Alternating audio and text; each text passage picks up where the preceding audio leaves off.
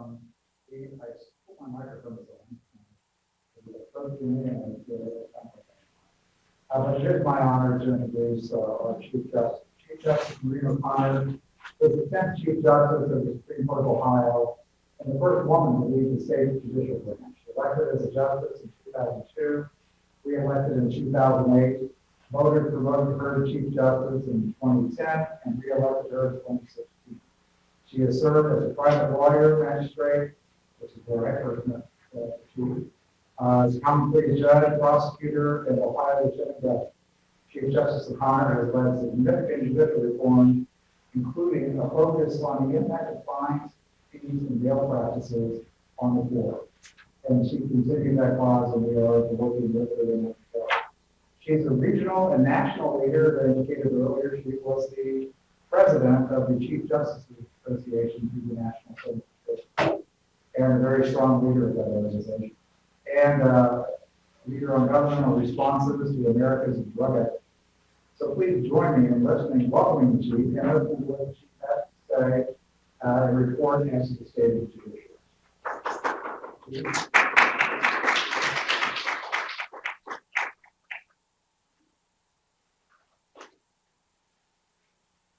Thank you, Judge.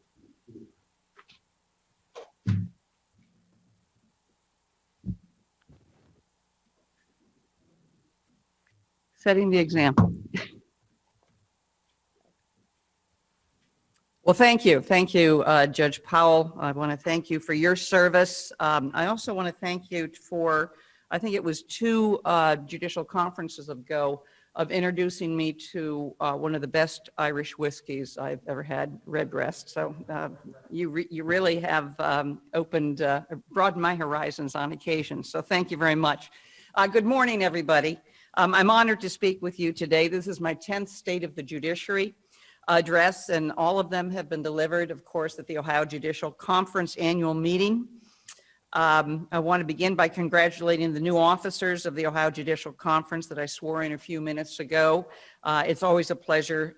It has been a pleasure for me to work with you as a group, and I look forward to our continuing involvement through the Judicial Conference. Your vision, your contribution, your discussion, your perspective are always welcome and a great resource, I think, for the Supreme Court. Praise is warranted for the Judicial Conference members and staff, as well as the Judicial College of the Supreme Court, for putting together a very fine program. If this morning's program was any indication, I really enjoyed the professor, and as always, very insightful, and this afternoon should be no exception.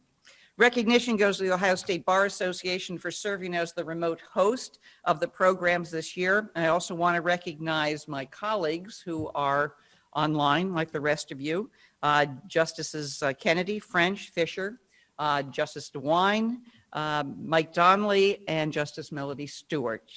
Normally they would be standing in front of you, but maybe they can stand in place like the officers and the chairs.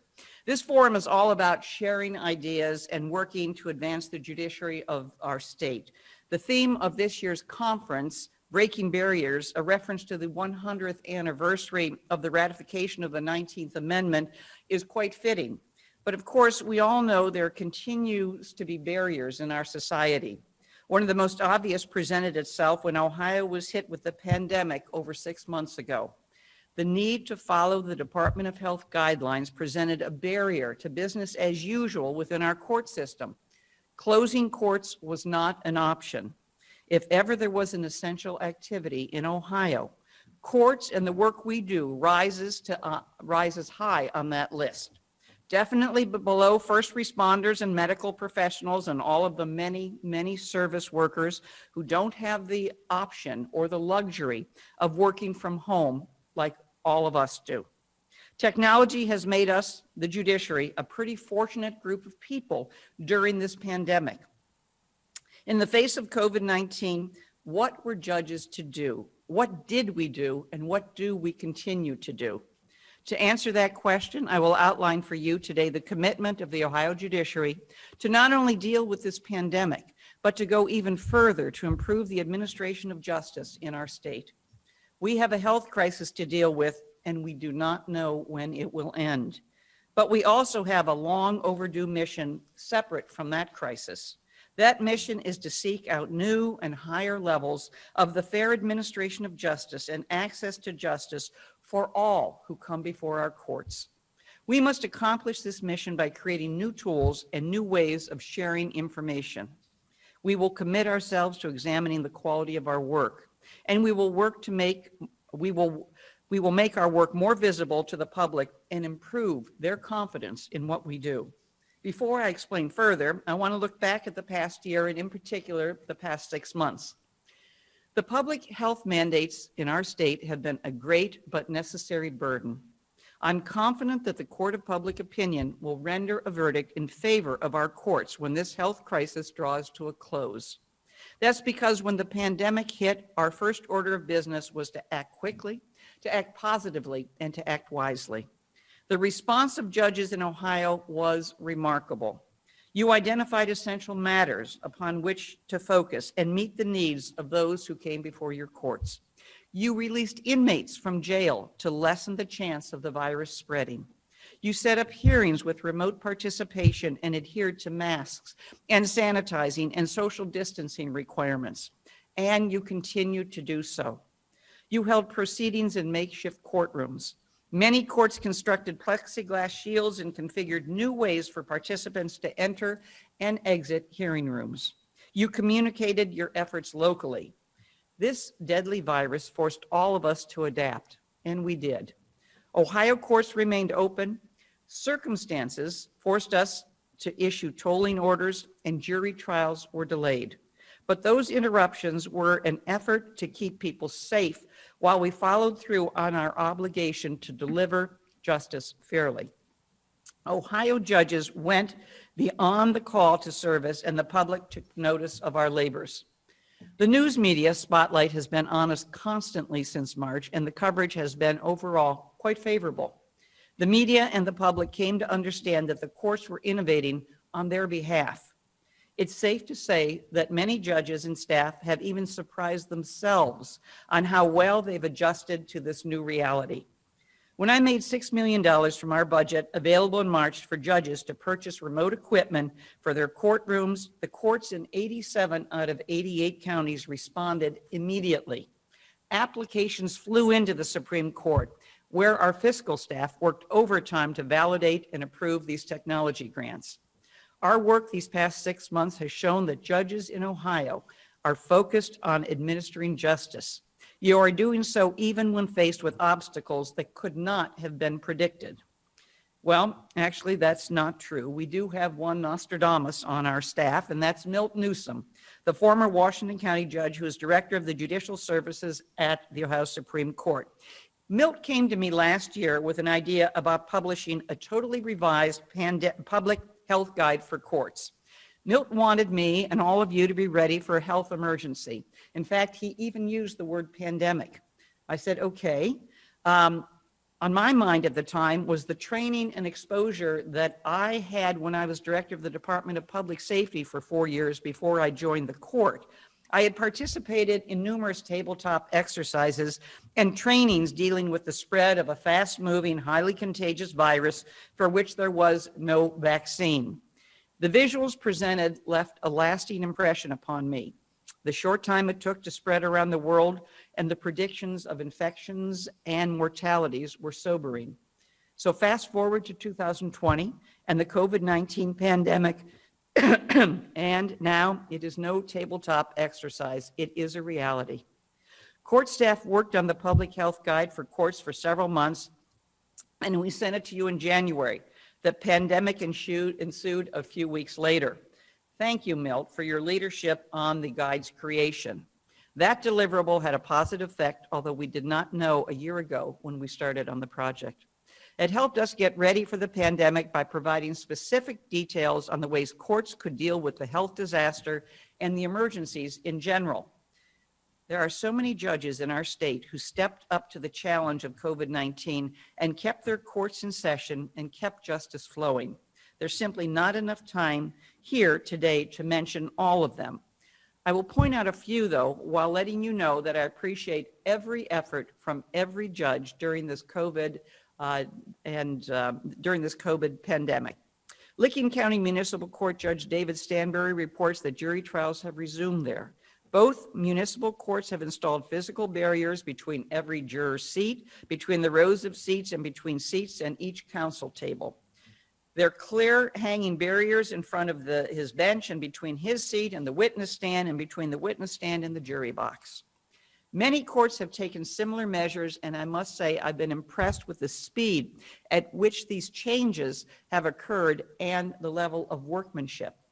Many courts are finding that remote video and audio equipment paid for by the tech grant is not only essential during this pandemic, but it will be used long after the pandemic is behind us, as it should be. We've identified new efficiencies and ease of operation within the courts because of the use of technology.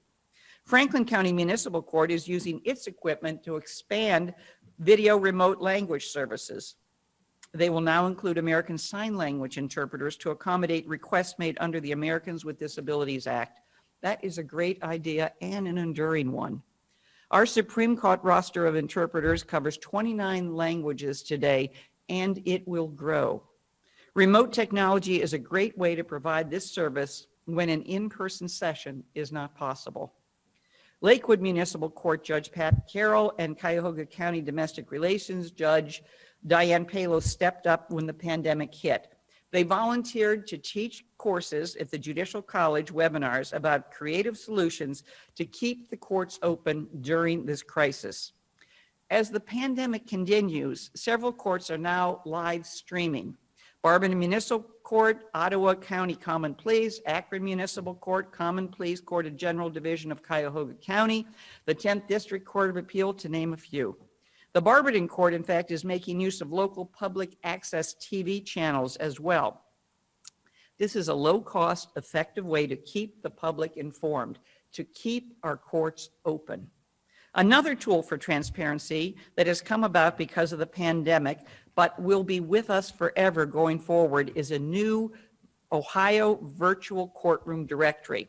This project allows courts who are live streaming their proceedings to have that info and schedule on this directory that is housed at the Supreme Court. The public will, for example, be able to look at the directory. They'll be able to see when the 10th District Court of Appeals is holding oral arguments and tune into that argument in real time. Every court that is live streaming will submit that information to the Supreme Court, will put it on the directory, and that can be available. We, of course, have done this at the Supreme Court since 2002, but now local courts can do this live streaming. This type of project is a success in Michigan, and I believe that it will be a success here in Ohio. Think of how it will enhance your community's knowledge of the court in action. The people who put you on the bench will be able to see you in action. That is an important feature for the judges to be able to access. Please explore how your court can live stream and join this directory. And if you go to the website of the Garfield Heights Municipal Court, you're greeted by the image and the soft voice of an avatar. She is a virtual assistant who asks you to click on your questions. She then looks you in the eye and produces an answer. The technology solutions in Ohio courts, especially those in the past 6 months, are the very definition of innovation.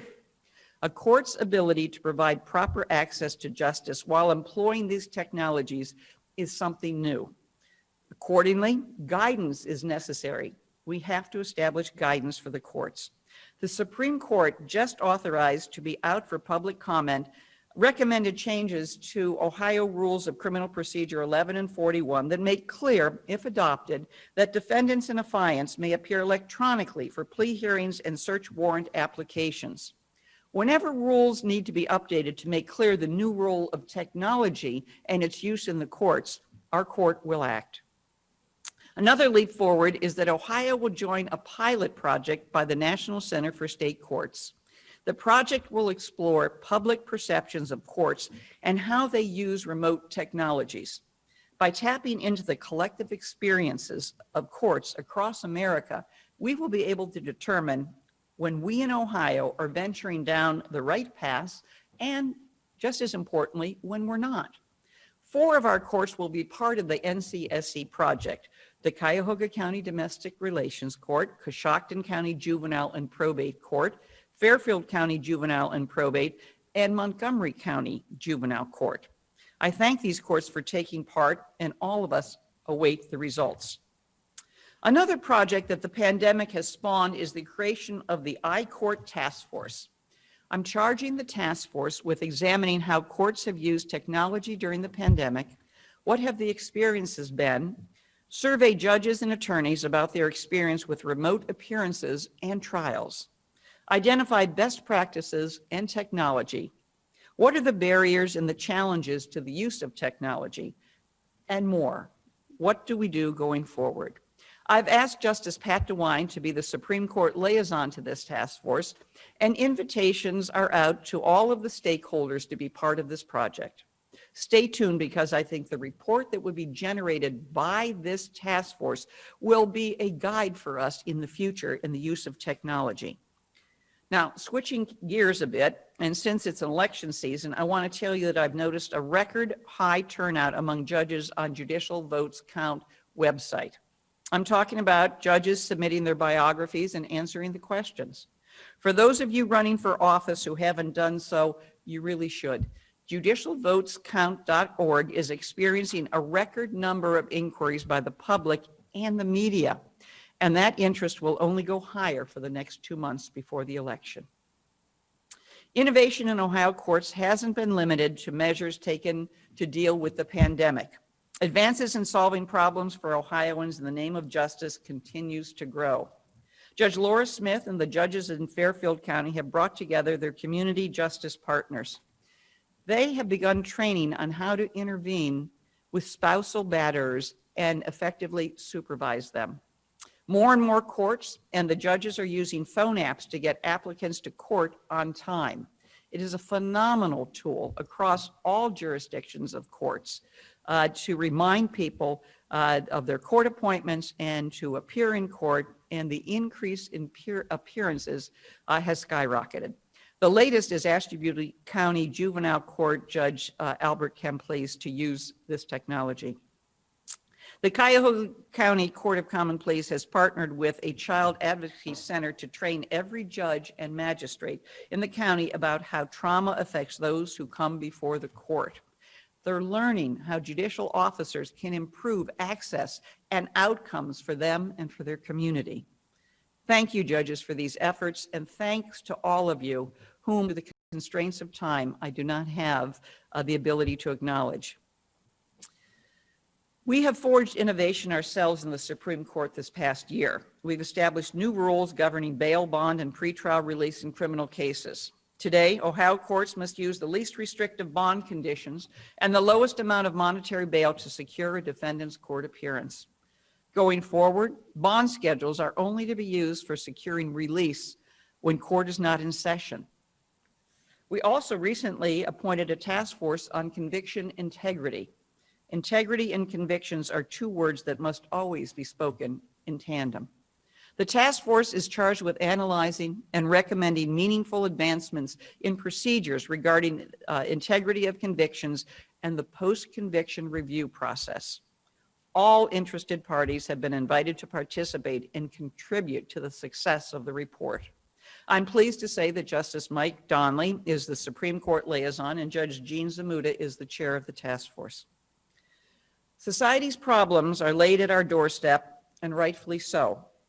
It's hard, and sometimes the work we do can seem demoralizing. Sometimes the cases that come before us make us question if there's even a solution for one case, let alone the thousands that are pending in our dockets. And what's the use? What's the purpose? We may ask ourselves, am I helping my fellow man? When those times present themselves, as judges, we must remember, if not us, who? Who is there to sit on the bench and try to mete out justice, if not us? You've been placed in a unique role in society. a historic role that has its origins in every ancient civilization that has ever existed. That should inspire us. That should inspire awe. How and why you rose to the bench is not important, but what is important is how you do your job, how you try to deal with society's problems, and how you tackle cases, not as a case, but as a problem that has greatly and usually negatively impacted the lives of those who are before you. How are you going to solve that problem for people who cannot solve it for themselves? That's what we do, and I believe that God wouldn't have placed you on the bench if she hadn't had confidence that you're the ones that can handle the job. Essential to doing that job of a judge is to value the goal of equal and impartial justice under the law. In America, we have risen to meet that goal countless times. We have failed many times as well. Our obligation is to strive closer to that goal each hour of every day in accordance with the constitutions of our state and our nation. Protest and civil unrest this past spring and summer were spawned by the death of George Floyd, an unarmed, handcuffed black man by the police in Minneapolis. But the resentment of the protesters towards our governmental systems, including the judiciary, is not the result of that one incident alone. The history of our nation is one of immense contradictions. We have founders who have envisioned equality for all while owning slaves. Laws and court decisions discriminated against fellow Americans on the basis of their race and their gender. Barriers enacted by lawmakers and upheld in courts have restricted access to capital and certain neighborhoods based on skin color. The list of injustices is long, and the effects have reached from one century into another. The inequalities linger and they persist. But our founders embedded in their hallowed documents the instruments of change. Change for the better is a hallmark of our system of government, but it requires steadfastness. It requires protest. The suffragists that we honor this year on the 100th anniversary of the women's right to vote worked on this project across several generations and for more than 70 years. They took their protests to the streets countless times. Suffragists were the very first people to demonstrate at the White House. They held silent vigils with banners and signs, all the while dressed in white. It drove Woodrow Wilson crazy. They were spat upon, they were harassed, they were threatened, and not just by men, but they were undaunted, and for that, I am grateful. Change for the better is possible. As leaders of the judiciary, we are duty-bound to continue finding new ways to make progress in the administration of justice. Doing so requires tools. We have a lot of tools already. We have our research capabilities, we have bench cards, the Judicial College, the conference, etc. We have our bar associations, judicial organizations, and we have each other. But when it comes to fairness from the bench and sentencing, we still lack the number one tool employed by every successful business in this country. That tool is advanced metrics, measurements. For us, this means metrics on sentencing and the outcome of court proceedings.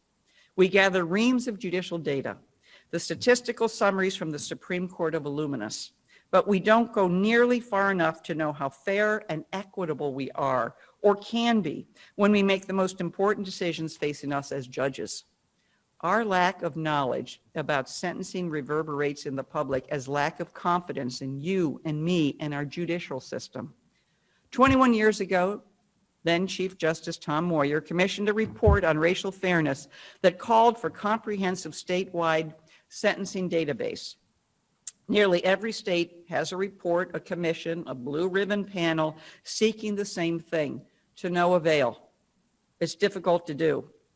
That's the main excuse. In our digital age, manufacturers can track thousands, even millions of parts in a day and ship them directly into the hands of a specific worker or customer.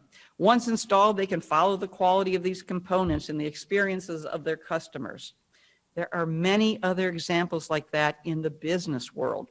So yes, establishing a sentencing database may be hard, but it is not impossible, and more importantly, it is necessary. Here's what we need to know. What sentence did courts impose for each felony offender, and what was the record of the offender? What was the race of the offender? How many people were sentenced to a specific felony offense this year, and at what level? What number were placed in diversion programs? How many were put on court-ordered community control? And so many more data points. Our goal is to answer these questions and many more by bringing together the data of the courts and those of law enforcement, prosecutors, probation officers, correction departments, etc. This information exists, but it's not collected and aggregated, and that's the shortcoming. It's inside more than 300 courts in 88 county silos and agencies and departments around the state. This is the information that we need in order to be able to make sense and to report what is happening in our courts. You as a judge are being forced to fly blind, and that's not fair to you. It's important that our judges sentence with consistency. Judges and lawyers should have tools to know what the data shows regarding sentencing for each offense statewide. Given the cost of incarceration, both monetary and in human terms, consistency and predictability need to be measured. It is a public that is demanding more equality in the judicial system and law enforcement and more transparency, and rightfully so. For the public to be informed and for truth to win out over rumor and fiction, they must be able to see justice for all and understand how it is measured. This is the path to faith in our system, and it is the path that we must pursue. Metrics and transparency are on the side of the public, and it's on our side. We simply have to act.